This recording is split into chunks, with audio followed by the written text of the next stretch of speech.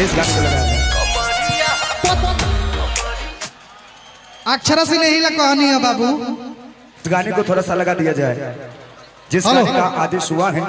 कमरिया पत्रे पत्रे अक्षरा से चलिए जिस गाने का अरे बोका अक्षरा सिंह के ना गाना हाँ हर गानवा बोल के कहा था अक्षरा सिंह। एक हो गाना इतना लोग गा देते कि कंफ्यूज हो जाता है यूट्यूब।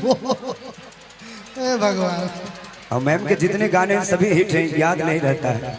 चलिए कोई बात नहीं, चलिए इस गाने को लगा दें। अक्षरा से नहीं ला कहानी है बाबू।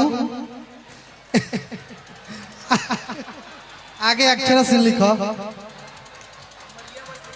कमरिया लिखो, आगे अक्षरा से लिखो। पहली बार YouTube प्ले कर रहे हैं क्या? सीख जाइए।